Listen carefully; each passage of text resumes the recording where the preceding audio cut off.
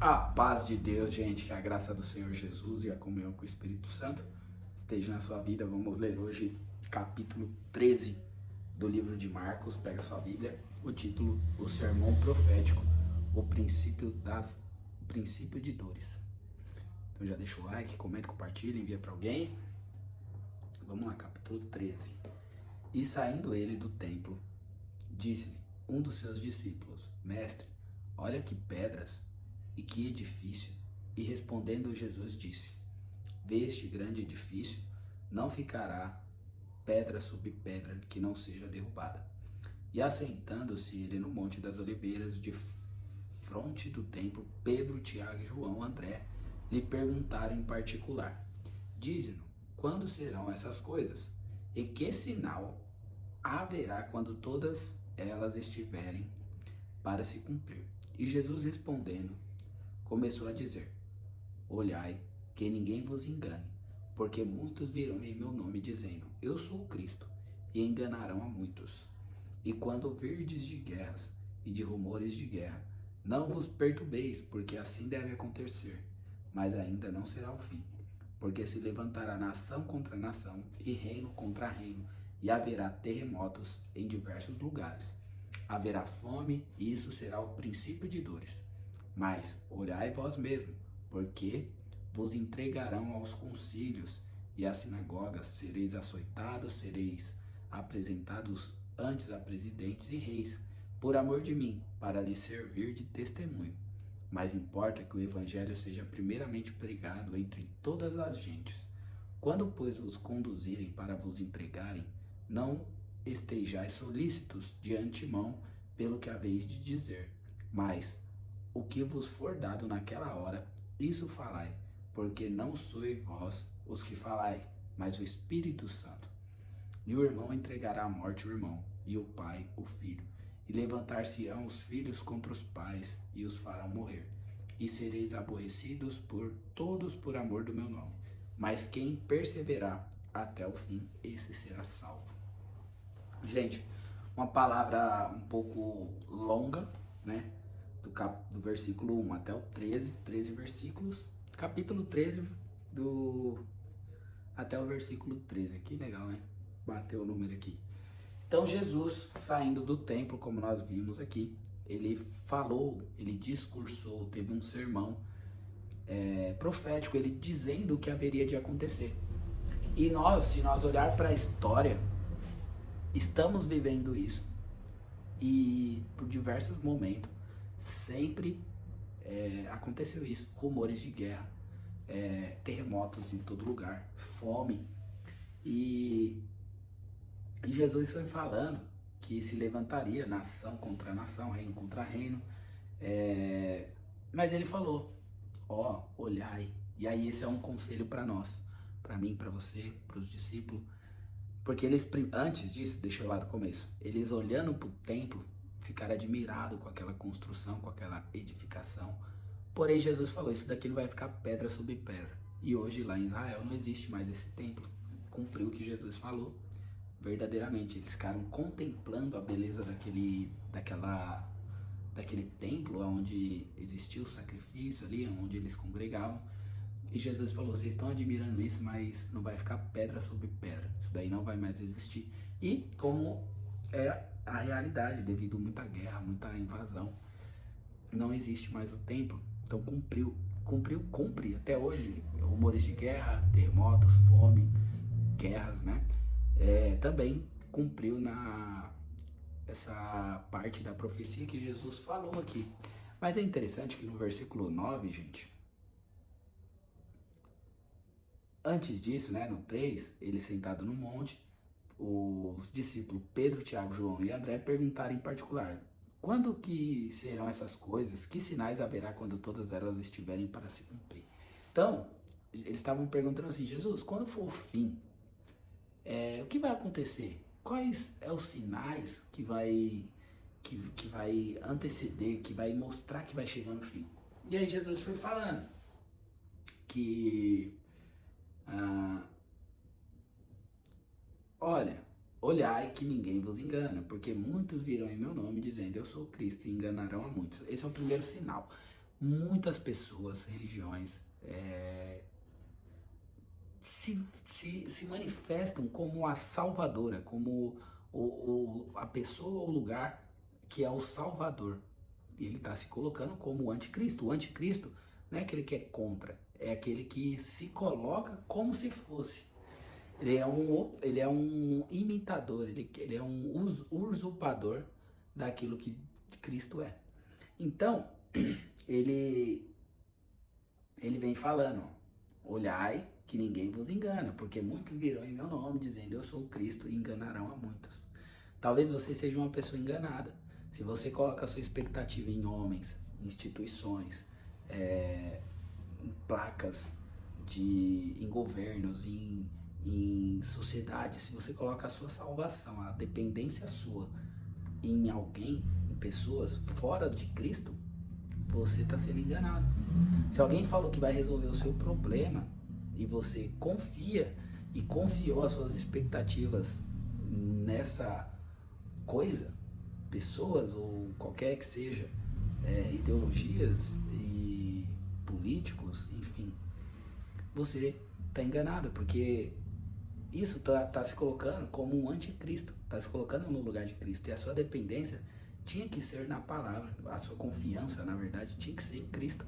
E aí ele está falando, toma cuidado, mas isso vai enganar a muitos.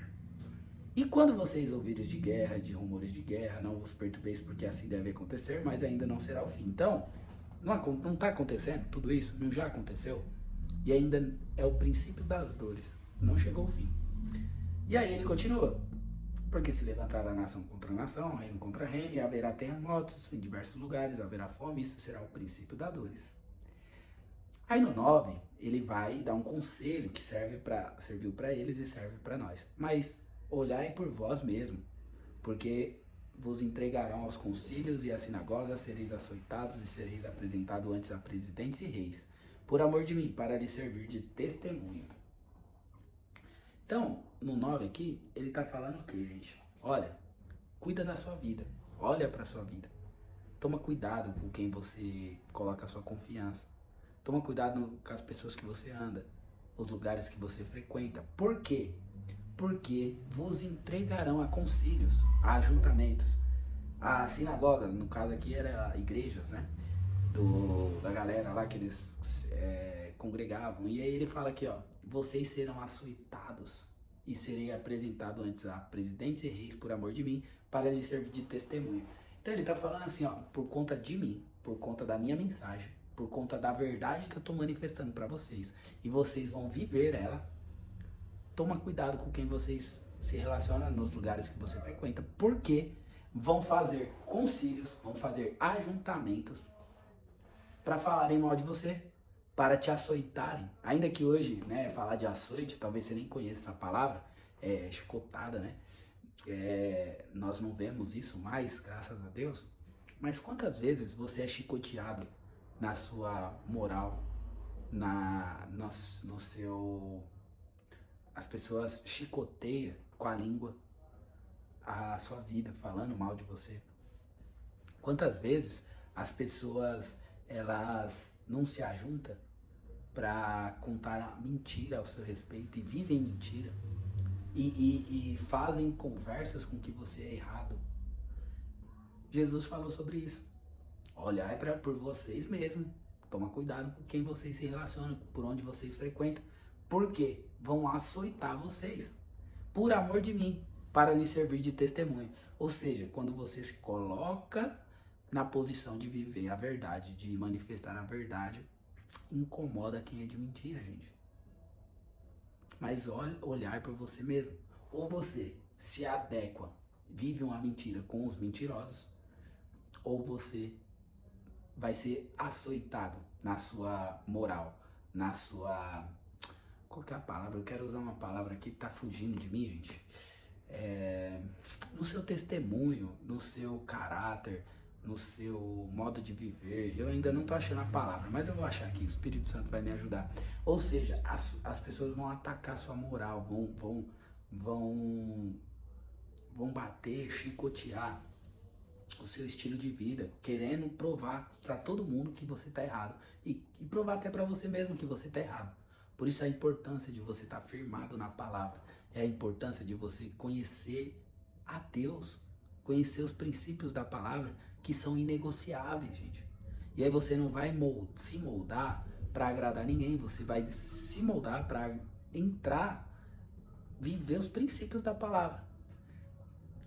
Faz sentido isso daqui? E aí ele fala, ó, mais importa que o evangelho seja primeiro pregado em todas as gentes. Aí aqui ele vem continuando aconselhando. Gente, eu amo Jesus por causa disso. Que ele vai profetizando o que vai acontecer, o que acontece, e aí você vai, quando você passa por situações como essa, quando as pessoas atacam a sua moral, atacam o seu testemunho, atacam o seu estilo de vida, aí você quer se doer emocionalmente, e aí você quer se vitimizar, e aí você quer falar assim, nossa, mas por que estão fazendo isso comigo? Você quer tentar entender o porquê que as pessoas mentem ao seu respeito, aí você vem para a palavra e Jesus já tinha falado sobre isso. Isso aqui é mais real, isso aqui é mais do dia, mais autêntico, mais... É uma notícia tão fresca que quando você lê, você fala, cara, Jesus escreveu isso agora aqui pra mim, ele tá falando da minha vida.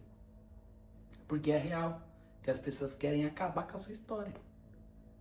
E aí, ele fala no 11, ó, quando, pois, conduzirem vocês e entregarem vocês não se preocupem, não estejais solícitos de antemão pelo que haveis de dizer. Mas o que vos for dado naquela hora, isso falai, porque não sois vós os que falai, mas o Espírito Santo. Glória a Deus, gente. Então, quando alguém mentir ao seu respeito, quando alguém quiser criar algum caso contra você, fique em paz.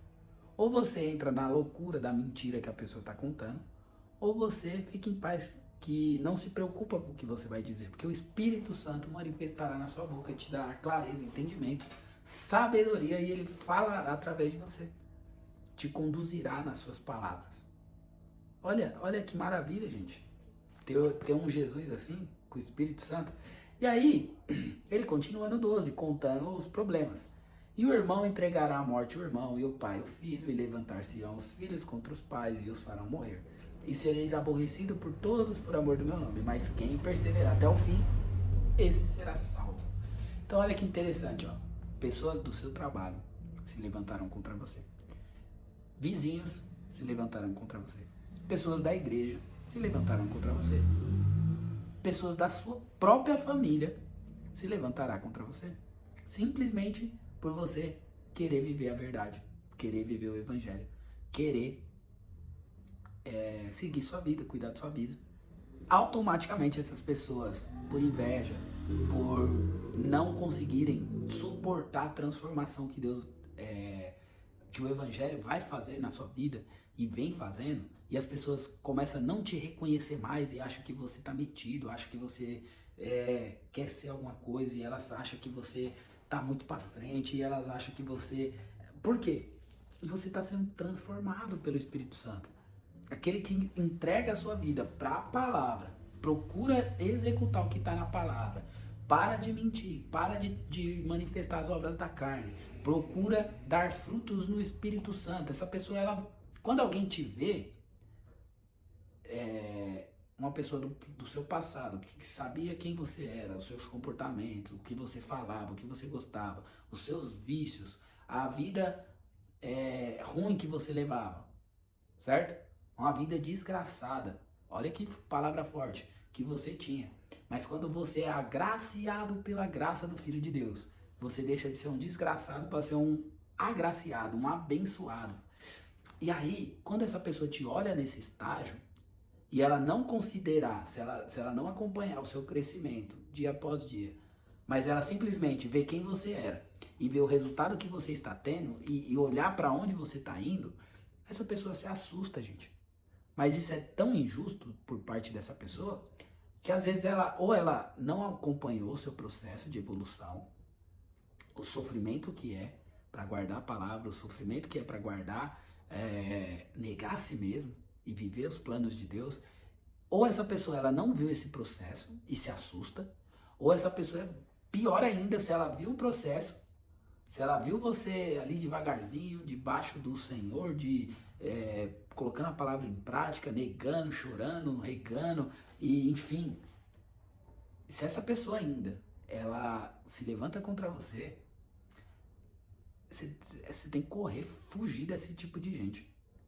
Se uma pessoa, ela não suporta quem você está se transformando através da palavra, e o próprio Jesus falando que isso aconteceria, que essa pessoa te odiaria, você tem que correr dessa pessoa. Que senão você vai adoecer emocionalmente, tentando convencer para essa pessoa que te vê com maus olhos que você é gente boa. Você vai adoecer, porque essa pessoa nunca vai suportar o seu crescimento. Entenda uma coisa, uma pessoa fracassada, uma pessoa que não busca uma melhora, uma pessoa que não tem luz própria, uma pessoa que não quer mudar de vida, ela ouve a palavra e não pratica, ela não busca um curso para melhorar de vida, ela não faz nada para mudar o estado dela, ela se incomoda se ela te ver prosperar, crescer, mudar de vida, mudar de personalidade, transformar a mente, como o próprio apóstolo Paulo diz, transformai-vos pela renovação da mente, para que você possa experimentar a boa, perfeita e agradável vontade de Deus. Quem aqui não quer experimentar a boa, perfeita e agradável vontade de Deus? Eu quero. Acredito que você quer. Só que para isso, você tem que transformar sua mente. E o transformar sua mente é você tirar o que você aprendeu, tirar os seus pensamentos e introduzir na sua cabeça os princípios e valores que o Senhor Jesus ensina. Então ele foi aqui anunciando tudo isso que aconteceria e ele fala: vocês serão aborrecidos por todos por amor do meu nome. Então você vai amar o Senhor, as pessoas vão te odiar. Mas se você perseverar até o fim, esse será salvo. Então foca na sua vida, no que Deus tem com você, no que você busca com Deus, no que você busca para sua família, para os seus relacionamentos. Conecte com pessoas que estão buscando isso, porque existem pessoas que estão negando a si mesmo, pessoas que estão buscando viver o reino de Deus. Se ajunte com essas pessoas, ore, leia a Bíblia, congregue, cante, se alegre, porque se você focar em agradar quem não tá nem aí com a sua vida, só quer te destruir, e você querer se justificar, deixa eu te contar uma coisa, você se entristece. Mas se você buscar olhar a Cristo e viver a palavra, ainda que você se decepcione com as pessoas, ainda que as pessoas não cumprem as palavras, mentem, falam contra você, você olha para essas pessoas e diz: Jesus falou a respeito dessas pessoas. Jesus falou que seria desse jeito. Eu já li a palavra e já vi que aconteceria isso. Se o mundo é antes de Cristo, as datas, né? Antes de Cristo, depois de Cristo. Nós estamos no ano aqui no nosso calendário brasileiro, 2026, depois de Cristo. Cara, Jesus falou isso, que aconteceria. Como não acreditar nele? Te deixo aqui esse pensamento. Deus abençoe sua vida. Tamo junto.